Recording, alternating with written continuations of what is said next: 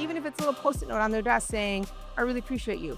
That kind of feedback goes into building trust, building the sense of belonging, where now I'm going to work harder for you. I'm going to be more engaged. From humble beginnings, Insurance Claim HQ has grown to one of the largest property casualty firms in the country. We didn't do it alone, and you shouldn't either. Every week, we're talking to claims professionals and top experts from all over, all to help you grow your business and make you stronger. Let's level up together. I'm Galen Hair. Welcome to the Level Up Claims Podcast. Many leaders feel like they're carrying the weight of the entire organization. They're the ones making every important decision, solving every problem, and pushing every project forward, even after hiring a whole team to do this. What if the problem isn't your people, but the way leadership has been taught? Today's guest, Dr. Katie Trowbridge, believes the best leaders have more in common with great teachers than great managers. She's spent her career studying how to create environments where people don't just follow directions. They think critically, contribute confidently, and solve problems without waiting to be told what to do. Today, we're talking about how leaders can stop building compliant teams and start building thinking teams. Let's jump in. Doctor, thank you so much for joining us. You're so welcome. So I am excited to have a conversation with you today because I think that not a lot of leaders, well, let me rephrase that. Lots of leaders have concerns about their team, whether they're well placed or not. But very few leaders have conversations about deeper thinking as it relates to their team. And Correct. you have turned that into your life's work. So I have. I'm pretty excited. But before we jump into that, how did you get here today? What was that process? Well, it's an interesting process because I started in marketing. Um, I feel like, back in the dinosaur age, but I was in marketing and I loved it. Loved every minute of the creative process and working with clients. But it was very difficult sending my children to daycare. And in marketing, you work long hours and you're working quite a bit. And I was really struggling with that. And when I was younger, everybody would say, oh, you know what? You should be a teacher. You'd make such a great teacher. And I thought, no way in hell am I going to be a teacher, because I don't want those bratty kids ruining my love for literature and reading and writing and creating. And so I said, no way. Well, after about 7, 8 years in marketing, I decided that maybe those people were right. And so I took a big jump and I went back to school, got a master's degree in education, and then went into teaching high school in a suburb of Chicago called Naperville. And I loved every second of it. All those people that were giving me advice, they were spot on. It's always been just the joy of my life to teach. But one of the things I noticed through my 25 years of teaching was that there seemed to be a disconnect happening around 2013 or so, where kids who were excited about learning, excited about communicating and connecting with each other, they'd hang out in my classroom all the time. They'd tell me about prom plans. They'd, all there's what's going on in their family. It started to diminish, and they just weren't talking. They weren't communicating. They weren't thinking. And so I really went into this deep dive into what's going on, what's happening, what are we losing? And that's when I started realizing about the importance of creativity, curiosity, critical thinking, connection. And so I started implementing that into my classroom. So even when you're teaching The Great Gatsby, I'm also teaching how to think. Well, then I volunteered at a nonprofit called the Driscoll Foundation. And they asked me then to run a component of that they were starting off called Curiosity to Create. And the whole nonprofit focus is to help people start thinking for themselves, to be more curious, to be more creative, critical thinkers. And then I just kept going, got my doctorate degree in it, writing a couple books about it. I travel all around teaching, did a couple TEDx's. I really have found that this passion for helping people think can change so much in leadership, in education, in our world. That is very true. I want to ask about one follow-up from that though, which Yeah. is you said in 2013, I think you noticed Mhm. this. Was there something that was going on in 2013, like society-wise? What kind of Yes. was this a new phenomenon or just something you noticed? No, it was smartphones. Um, I thought Smartphones that's and what you were gonna technology. say. I don't wanna put blame on one thing because I saw it happening, throughout, but when all of a sudden their faces are buried in their devices and they're not talking to each other, or if, you ask a question, they're like, "Oh, I'm just gonna Google it." No, I want your opinion. That really seemed to change. I think add on top of that, um, the pressure to get into college really changed. When I was always told in the story when I wanted to get into college, I filled out a few applications by hand. And they were written. Um, and it was like a one-page thing. Now it's a huge packet of information. It's so competitive to get into college. So they've started to stop taking risks, to stop thinking creatively, just to make sure they got the answer right. So I think they're a combination.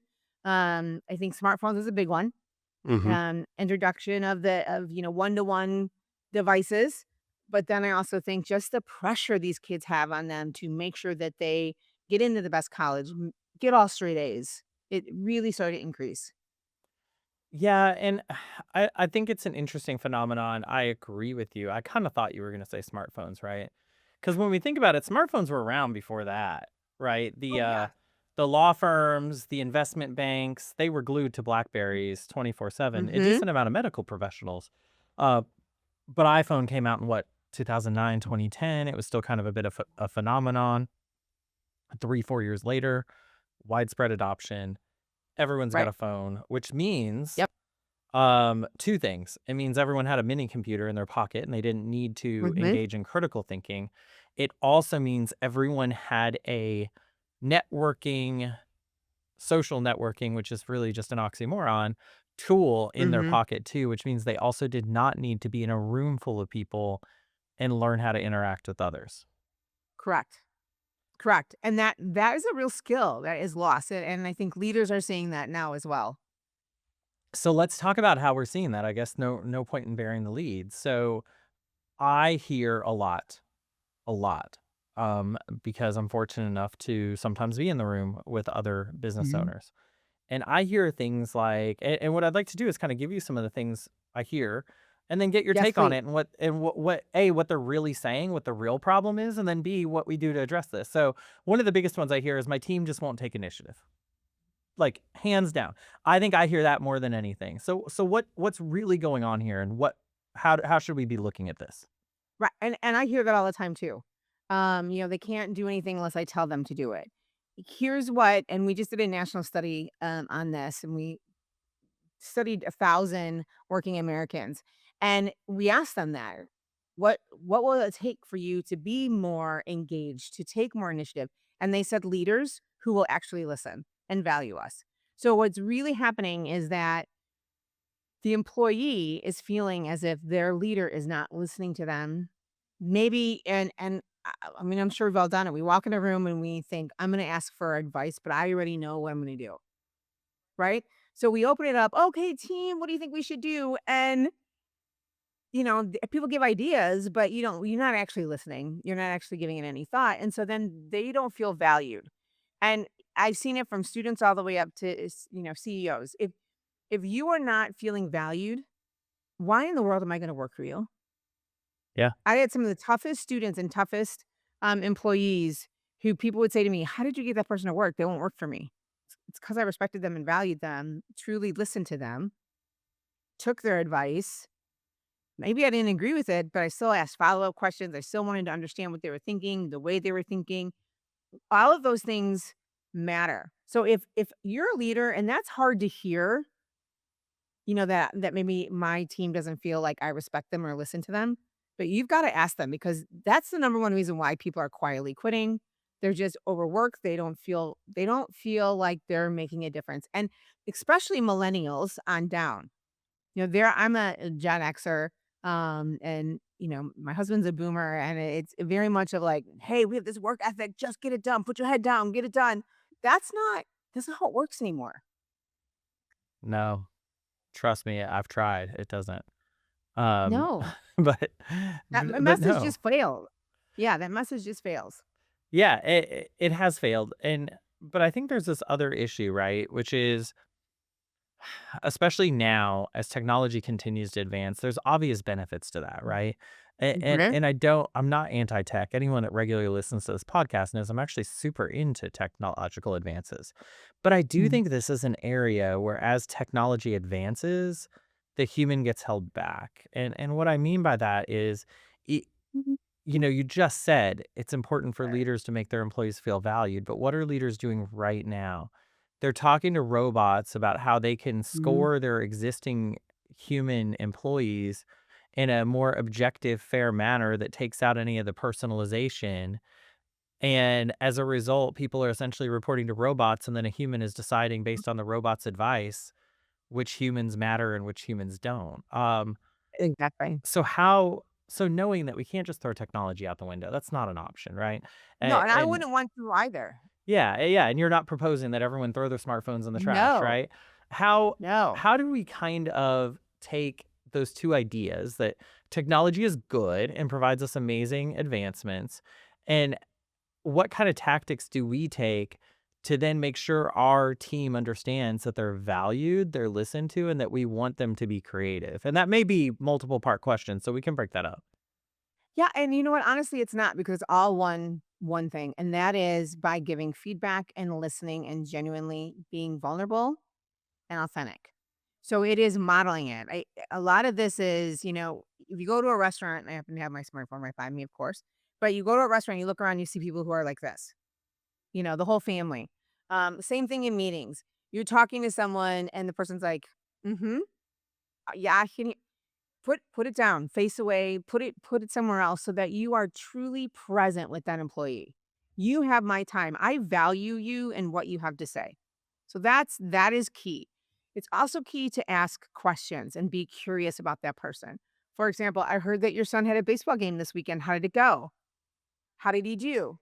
Did your daughter had a dance competition? You whatever, right? How did it go? How's your wife? How's your husband? I mean, all of those things, genuinely listening and taking stock of the person as a human, not just this machine that's going to work for you, right?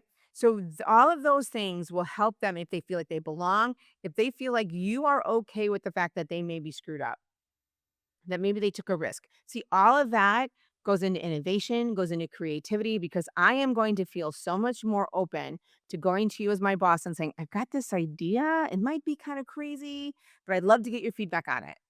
So much more open and effective than I can't walk into his office or her office because I know she's gonna blow up at me because she's gonna hate this idea or it's gonna right? Because then as your boss, I can say, "Gosh, that's super interesting. Tell me more about that idea. How do you think we would implement that? What do you think the challenges are? What do you think the potentials are?" Now we're working together, but let's get the team together and talk about this idea. Now I'm feeling, "Oh my gosh, I'm so excited. I'm valued. You're gonna listen to me." This still might fail, right? This still might flop miserably, but we're giving it a chance to percolate. Right? We're giving it a chance to actually come to life. And as an employee, I'm feeling so much more valued and heard and seen that then next time I might be even more open. Yeah. And and that's very real. The phone thing is so real. And I Mhm. can't say this enough, right? We're glued to our phones.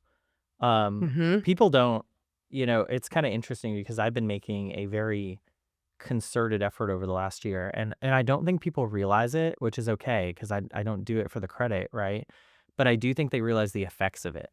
So for instance, if you go look at podcasts a year ago, I'm wearing an Apple Watch. I'm not anymore, right? What does that mean? That means that my text messages and emails aren't constantly bothering my wrist while I'm in the room Correct. with you. You can't see much more than my torso up. My phone's not even in this room. And Mhm. when I go have lunch with the interns, I do like these Mhm. these meals and these breakfasts. I don't bring my phone into the room anymore because studies have shown that even a phone on a dinner table will Mhm. negatively affect the conversation, even if no one looks at it, because you immediately know that the other person's attention is divided. And even if you don't Yes. verbalize that or you don't even consciously make that an issue, subconsciously it is an issue because you know you're competing for that Mhm. person's attention. My Right. fiance, my phone never, ever, ever comes out of my pocket while we're at dinner. it would have to be actively ringing, and it would have to ring multiple times in a row, and it will not get me to pull it out at dinner. It will get me, if anything, to step out and go Mhm. see if there's an emergency because and as a result, I think and she does the same thing, and she has a much more important job than mine, you know? But by doing that, our time is our time, and I think as we have Correct. very limited time to spend together. And I think she knows that I appreciate her time. And so I guess I say this, I tell this very long, uninteresting personal story to say that anyone listening, you're exactly right. I mean, Mm. when you're constantly glued to your phone, which we have to be as Mhm. business owners sometimes, Right, absolutely. our team doesn't feel like that meeting mattered. They don't feel like that Right. conversation if I'm on my phone texting while having a Mhm. conversation with you in the hall, they don't feel like they're important. Right. And even if they are, like that's the like I keep saying they don't feel like because they might be important to you. But if you're not Correct. communicating that to them, does it matter? Right. And I think that's where I was saying we have to model it, right? So if we want our team to put their phones away, I have to put my phone away. If I want my team to be vulnerable, I have to be vulnerable because they're going to take my lead, right? And that's where in the book I talk about how really great leaders are like great teachers, that we are more mentors and not managers. We've got to flip our way of thinking because we want to be managers and do the checklist and the to-do list, but that's not people aren't that way. Computers are that way. AI can do that for you. But it can't think for you, right? And we're allowing it to do that. So we've got to make sure that we as leaders are modeling what it means to be engaged, to be vulnerable. As a leader, I've got to be able to go in and go, man, I messed up so bad. I Yeah. can't believe I did this, you guys. I'm really sorry. Right? Or you can be, you're not gonna believe what I did last night. I used salt instead of sugar and my dinner was horrible. How are you guys? Like those kinds of things as a leader sets the tone for everyone else. Yeah. Right? You put your phone away, like I said, it sets the tone that, wow, you really are valuing me and listening to me. You follow up with, oh, hey, what do we do this weekend? Oh, I've got, I'm going to go see this movie. On Monday, when you come in and you actually remembering that you went and saw the Wicked movie, right? Oh my gosh, you were actually listening to me. Like, it's just those tiny little shifts that we can make that will get people to be more trustworthy, feel like they belong. They'll work harder for you. I mean, think of any of your greatest teachers in your life and your greatest leaders in your life. Most likely, you worked really hard for them because you wanted them to feel validated. You wanted to please them. You wanted to make them happy. You know, that's what we need. And that's what's important. So if you are and we heard this over and over again in our study. If I feel valued enough, then I'm gonna work, they said double. I'll work double for you is what the statistics showed us. Wow. And meanwhile, people are sitting there complaining they can't get enough work out of their folks. But the problem is this isn't Right. something you can hide, right, doc? Like, I mean, at the end of the day, there's lots of fake it kind of solutions to problems. And this Mhm. really isn't a fake it solution to a problem. You can't fix this with an SOP. You can't Nope. fix this by acting one way, even if you don't like, yes, you have to match your actions to your feelings, but the feelings Mhm. still have to be there. Otherwise, completely inauthentic. Right. Um, and and I think that's problematic, not in a bad way. It's problematic in the best of ways, right? Because Mhm. it Uh-huh. means that you can't just tell. And I think we've all had that boss that says, "I care about you," and you know they don't care about you. You don't. Right. Um, and that's not me being unfair. Like you just know they do not care about you. Right. It's just not one of their priorities. Yeah, it's just not what they've invested time into. Yeah. Because it's an investment in time. It is. It is. And you know, one of the things as I was reading, to prepare for our conversation today that I thought was really interesting is you kind of have brought some of the principles we talked about more into organizations through your Mhm. own method that you I guess that's a weird way to say it. Your own method that you created called create. Yep. I'm not smart enough today to figure out a better way to word that. But create was your baby. And Yeah. so let's talk a little bit before we jump into like what it really is. What was Mhm. that aha moment for you when you sketched that out? Was that like thousands and thousands of hours preparing for a thesis Thousands. or was that like this, oh my gosh, this is what I've been talking about the whole time and I just put it together? Well, I think it's a little bit of both. So I think it was a lot of researching, a lot of reading, a lot of implementing in my classroom and in my teaching career. So those all of that and trial and error, a lot of trial and error. And then all of a sudden for me to sit down and try and put it all into one bucket of what it is that we need to start doing in order to get people to start being deeper thinkers. And I think then it was the aha moment of the create method came in. And it, there were lots of other teachers, I always say it was a conglomerate of all of us kind of getting together and me running it past other teachers and what do you think of this? What do you think of that? And bosses, what do you think of this? That it really then came into this idea of the create method. But years and years of researching, reading, and trying it out and see what works and what didn't work. Yeah, that makes sense. But then putting the moniker on it, what was that process like? I'm always curious because No, well, it was fine. It was actually in my I remember specifically, it was in my kitchen, and my son was there and one of my good friends who, is also a doctor in education, and we had big all over my kitchen walls were the big Post-it notes, and yeah, then and we just what are the components? Well, we gotta have, curiosity. We got it. I mean, it was just, several weeks of, "Okay, let's go back to this. What does this look like?"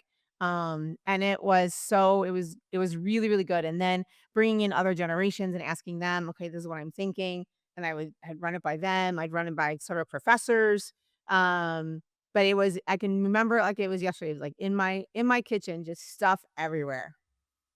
so let's talk about that method. So curiosity, what else? Yeah. So the C really is curiosity really is the foundation of everything. And it's something that we really have been losing more and more. And I think partly it's because we have that instant gratification. Mm. But research really shows that we are afraid that there's a huge risk of being curious. Right. Yeah. And so we're fearful of being judged. We're fearful of being wrong. So we're not curious. We stop being curious. So experience, how can we have experiences together? How can we see what our community needs? Like one of my favorite things to do when I do training, and there's a whole part of it in the book about recess. I'm not talking about like, let's have a trivia night or, hey, everybody after work tonight, we're going to go meet at this bar. I'm talking about like during work hours, we need to come together and have some kind of experiences. We've got to have hands-on stuff. People are too much stuck in their cubicles. They got to get out, they got to play, they got to do things together, and we've got to try and make the world better. How can we do that together? How can our product make the world better? So that's the E. The A really is about the attitude. That really a lot of this all comes down to your attitude towards it. What's my attitude towards work? What's my attitude towards leadership? What can I personally change? It's more interpersonal. What can I change to make things better? A lot of us blame everybody else. It's so and so's fault, but we've got to take that time to reflect. The T really is all about team.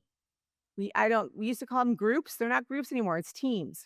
How can I transform a team? How can I be not only a part of a team, but what are my strengths? What are my weaknesses? I always refer back to I'm a huge Cubs fan, so I always relate back to baseball on the fact that we all can't be pitchers, we all can't be catchers. We need to have all the players, so we all bring that in and we win together. Right? It's not Yeah. a Katie win; it's an everybody win. And so I might have had a small part in it. That's awesome. So let's celebrate that. And then the last E is evaluation designer, which really is taking time to reflect. And you know what? We don't do that anymore. We don't have time. We're too busy. We're too busy. But it's that going back and saying, okay, we failed. This was a total flop. What might we do next time so this doesn't happen? Or it's looking for feedback. It's saying to your team, hey, what might I do better to support you? How can I support you in a way that you will grow better in this company? Right? So it's feedback. We A lot of times it is I'm going to circle 1 through 5, you're a 3. Here's your total conglomerate score of 4.2, you get a 2% raise, right? And you do that once or twice a year. That helps no one. Yeah. That helps no one because what they need is they need feedback on a daily basis. They need feedback on a weekly basis. Hey, this is great. Good job. Even if it's super short, even if it's a little post-it note on their desk saying, I really appreciate you. That kind of feedback goes into building trust, building the sense of belonging where now I'm going to work harder for you. I'm going to be more engaged because you took the time out to even ask me what I'm thinking. Yeah. That's a really quick synopsis of the create method. No, no, yeah, it's much long guys, if you're listening at home, it's much longer and more detailed than that. More I detailed, didn't get but her it's to all throw her life's work components. out in 6 minutes, but, um, but I wanted to get it out because, the thing that is hard about these podcasts is they're so limited in time, but this could easily be a 3.5, 4 hour conversation. Mhm. But it's kind of interesting because some of what you bring up, like for instance, the experiences, like, right, those meaningful Mhm. moments and also the Mhm. evaluation in real time. I was just talking about this with our director of operations this morning. Kind of in a negative way, I suppose. So when we get new employees come in, because we're a sizable company, we get kind of a tranche of new employees, and we do kind of a breakfast meet and greet with me where I sit down it's really a lovely experience. Probably between 30 minutes and 2 hours, depending on how talkative the group is. Give them a chance to ask me questions. We exchange some fun info. I talk to them about not really my expectations for them in their roles, but my expectations for them as like representatives of the company and why it's important to me and why we do what we do. And usually people leave laughing, excited, right? Awesome. Well, ish. Because every once in a while, I then am copied on an email like 2 days later that one of those people has been let go. And the problem is there's a delay, right? So these people Mm. come in, they're onboarded, this meet and greet gets set up, but they wanna get a few people at once, so it's not like some weird, it's not a Right. date essentially, and then those people get there and who knows, maybe then I end up having something, so they bump it another week, and so Mhm. sometimes by the time I come in to meet these new employees, it's been a couple of months, and by then, there might be people who Uh-huh. are nearing the end of their period, and it's just drastically different work styles, there's personality conflicts, whatever it is, Yep. and my complaint this morning was very specific, and I think it goes to your point. I said the amount of betrayal that these folks will feel, Mhm. not just the folks that leave, but the folks that stay even, that Mhm. we had this intimate experience where we Mhm. all got to know each other and we're laughing and having fun and this was something that was meaningful is untold. Definitely for the person that then is told 2 days later, "Hey," they'll wonder what I was holding back when I met Right. with them, right? Mhm. Was I actually judging them silently, because they'll Mhm. assume it came from me, or B, they won't believe it. They'll believe they must have been fired for some alternative reason because they just had this lovely Mhm. conversation with me. And even the person that wasn't terminated that sat in that room and saw us all communicating as equals and peers and enjoying the experience will wonder how honest I am about Right. anything I say when I talk about how committed, because I mean Mhm. it when I say it that I'm committed to those folks. So we actually had a whole discussion about this. I said, number one, we need to do these faster before people are Yes. out of their probationary period. Number two, if there is something going on, I need to know about it before I go into that Mhm. room. It is not, Right. even though it's not relevant per se for the social aspect of what we're doing, it is absolutely relevant from an Mhm. authenticity standpoint. And um so it's just interesting you brought that up. However, before we kind of get close to wrapping up, because we are almost out of time, I want to talk about one more kind of central thesis that I think I know I have it, and I think you'll probably agree with it. So again, in a world, AI, technology, blah, blah, blah, blah, blah. I think that the future, as far as leadership is concerned, will belong to deeper thinkers because I think it'll give us an advantage. So if you agree, could you explain? And if not, tell me why I'm wrong.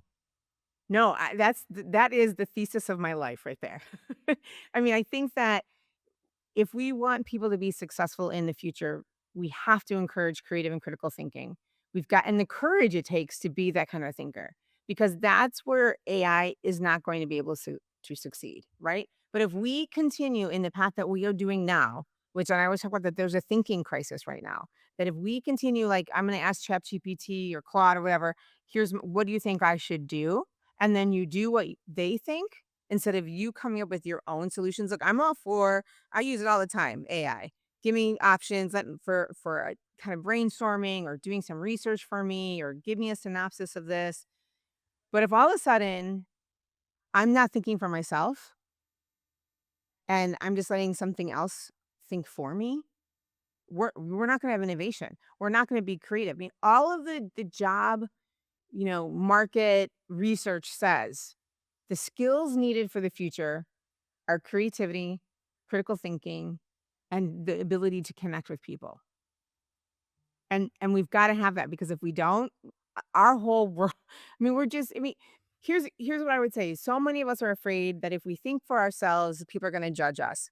And the thing is that if we think for ourselves and we meet someone who thinks differently than we do, we're just going to learn from them. Right? We're going to get better. We're going to grow. We don't doesn't mean they're going to convince us to think in a different way, but maybe we'll have a better understanding and then we can use that even more so in the future.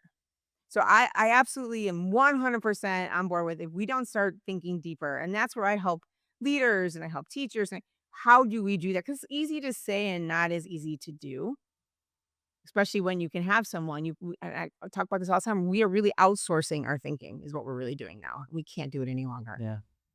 Yeah, and look, you couldn't be more right about that. Easy to say, not easy to do. This stuff is exhausting. We've only scratched the surface today, folks, and I strongly, strongly suggest that you, at a minimum, read her book, "Lead Boldly, Think Deeply," at Mhm. a minimum. But there's so much here, and we have not even. I mean, this 30-minute conversation, while I've enjoyed it, has not even scratched the surface of some of the work here, but it's not easy stuff. And so if, No. if you're looking for a quick fix, this is not the answer for you. But with that said, I think it's a necessary fix. Doctor, Yes. before we go though, I do have to ask you, as is our tradition, what does it mean to you to level up? To level up in my thinking. Leveling up for me really is what can I learn next? I It's love as that. simple as that, being that lifelong learner. What don't I know? What do I need to know? And how can I figure it out? I love it. On message too. Doctor, thank you so much. It's been such an amazing conversation, and I appreciate you Oh, joining thank us you. today. Absolutely. I would like to thank Dr. Katie Trowbridge for joining us on the podcast. At the end of the day, deeper thinking is the thinking of the future. As she addressed, with AI, with kind of just the way companies are run these days, more and more employees are becoming disengaged because they're not valued. So the question for you is, what are you doing to make sure that your team knows that they're valued, not just hears you say it, but actually intuits that you care? Follow us on Apple, Spotify, or your favorite podcast player. And make sure you like and subscribe to keep up to date on our latest podcasts.